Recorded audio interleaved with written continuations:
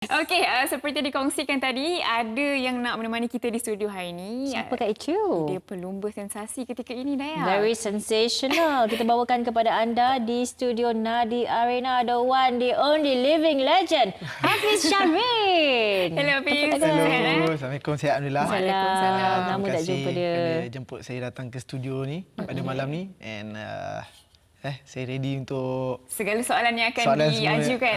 diajukan, Okey. saya ready. Tapi first soalan, of course lah kita nak tahu tentang genre baru Hafiz lah kan.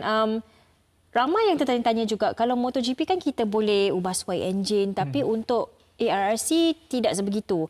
So ada tak apa-apa yang maybe Hafiz rasakan macam cabaran yang berbeza, something new in terms of genre kali ini? Okay, first of all, genre dari segi tak boleh perubahan enjin dengan yang boleh buat enjin seperti MotoGP ataupun World Superbike yang saya race tahun lepas.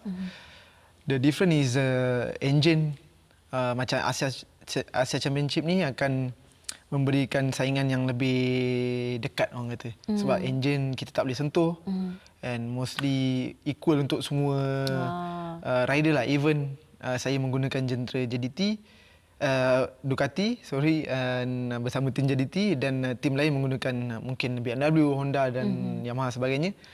Tapi sisi tetap sama. So kalau macam di World Superbike, mungkin ada certain macam yang kita tahu sekarang ni Ducati dominant the championship last year. So the strongest bike lah on the grid yang genre lain memberi cabaran. So cuma yang boleh ubah di Asia Racing ialah elektronik dan bahagian suspension dan orang panggil roto disc depan tu untuk lebih ketahanan dari segi bila kita brake dia tak ada macam means spongy, means brake tu tahan suhu yang tinggi lah. Tu saja yang boleh diubah suai. Berbanding di MotoGP, sure kalau boleh ubah suai engine is much better lah sebab kita boleh guna sehabis yang boleh dari segi power engine tu. Tapi kalau even stock pun berbandingkan dengan genre Superbike yang saya bawa tahun lepas, is almost similar.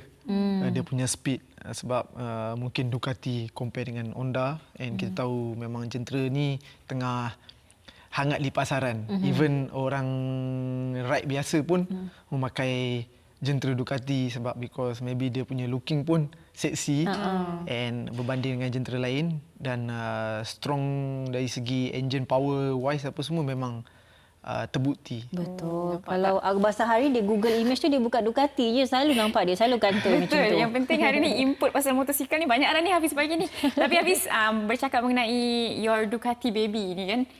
Kita nak tahulah so far Hafiz of course dah try ride dan sebagainya. Macam mana keserasian dengan motosikal ni dan juga ini adakah ini pilihan Hafiz ataupun pasukan ataupun keputusan bersama? Okay, actually masa first test saya 2 minggu lepas kot. Membuat private test di Sepang. First sebelum saya cuba genre tu memang ada rasa nervous lah sebab kita tak tahu V4 punya engine. Means engine V4 ni dia piston depan dengan belakang. Kalau yang saya genre yang saya race sebelum ni semuanya mostly straight inline. So maybe Lily dengan Dayan tak tahu apa tu V4 dengan inline kan. Siapa kata kita tak tahu? Kita tahu. Oh, ya ke? Okay. Dari segi torque tu memang ada berbeza lah. And saya memberi feedback yang orang kata every section saya keluar tu saya akan beri feedback kepada tim lah, Miss Chief Mechanic saya daripada Itali. And dari segi decision bike tu kita bentangkan ada 2 option masa tu, either BMW atau Ducati. Tapi kita memilih Ducati because kita tahu kemampuan genre tu. Bukan saya kata BMW tidak bagus, tapi we wants to be a difference on the grid. This always GDT wants to do different than the others. So that's why kita memilih genre Ducati and handling dia memang saya ingat saya agak sukar nak memahami tapi mungkin dari segi development diorang daripada tahun ke tahun, and genre tu memang serasi dengan apa-apa rider yang baru nak panjat kat motor tu. So memang saya tak ada masalah lah untuk faham genre saya, cuma saya perlukan more session on the bike. Mungkin 2 hari tidak cukup bagi saya. Mungkin di Buriram next week ada official test saya di hari Rabu, dan race weekend saya next week dalam bulan puasa. So tu salah satu yang membuat saya as a Malaysian and our Muslim rider, kita perlu manage body kita dengan dehydrated dan dengan saya try berpuasa untuk ride motor, and that's also one of the cabaran lah untuk saya untuk lalui next week punya weekend. Okey, since Hafiz dah mention tentang Litar Chang di Buriram nanti kan, dalam keadaan berpuasa juga, Hafiz dah identify tak mana-mana rider lain yang boleh jadi pengganggu untuk kita, untuk tim JDT? Memberi cabaran lah. Sure, the current team yang champion last year is the TKKR. Tak lupa juga local rider Zakwan Zaidi daripada Honda Factory, dan Kasma daripada Yamaha, and Azlan Shah team TKKR. So ni rider yang saya akan looking forward di dalam track untuk tahu mana kelebihan mereka ataupun kekurangan mereka, supaya bila di race day saya akan dapat mengawal situasi dalam keadaan fighting di dalam track lah. Tapi Hafiz feel good tak? Sebab satu berpuasa, dua akan berdepan dengan mereka yang memang dah lama serasi dengan genre masing-masing kan. Do you feel good about bertemu dengan mereka ni? Dari segi saya punya experience, saya cuba cepat kan adapt dengan apa situasi yang saya lalui, because saya dah race di World Championship orang kata lama. So pengalaman dari segi tekanan ataupun pelbagai sudut semua saya dah orang kata biasalah. Cuma saya akan try kawal dari segi mental saya, and dari segi fizikal saya memang prepare training every day. Cycling especially one of my favourite training lah. Di waktu panas, yang kita pun tahu cuaca di Buriram di awal tahun memang sangat panas. Dia tak macam di Malaysia panas dia humidity, panas sana panas kering. Yang kering. So saya pernah lalui situasi ini di MotoGP masa saya first test di Buriram 2018 tahun 2018 dan bulan Februari. So it's almost similar. So saya rasa ni tak ada menghalang saya lah. Cuma memberi pressure sedikit tu sure ada. Because saya datang daripada World Championship pergi ke Asia. Even saya datang daripada Asia juga sebelum ni, and we try to make it Asian Championship great in the future and make it bigger lah. Right, tak apa, insyaAllah baik-baik je untuk Hafiz. Hafiz, kita nak tanya pasal simbolik gambar Tengku Mahkota Johor sebenarnya di belakang helmet. Kita nak tahu lah sebenarnya apa reaksi TFJ bila tengok ada muka dia dekat helmet tu.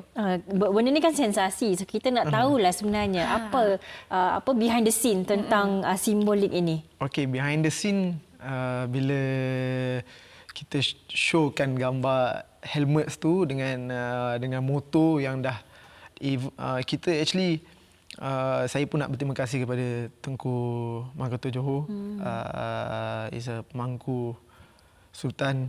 So is a TMJ kerana support saya pada tahun ni 2024. It's not because saya punya salary or other thing. Is because mentality of JDT is always wants to be the best in every sport. So not even motorsport yang terbaru ni TMJ support. Is ice hockey ada, boxing, and sekarang kita tahu futsal tengah start liga and leading the league, and football punya game tengah pre-season. So saya akan start next week. So bila saya tunjuk tu dalam masa yang singkat.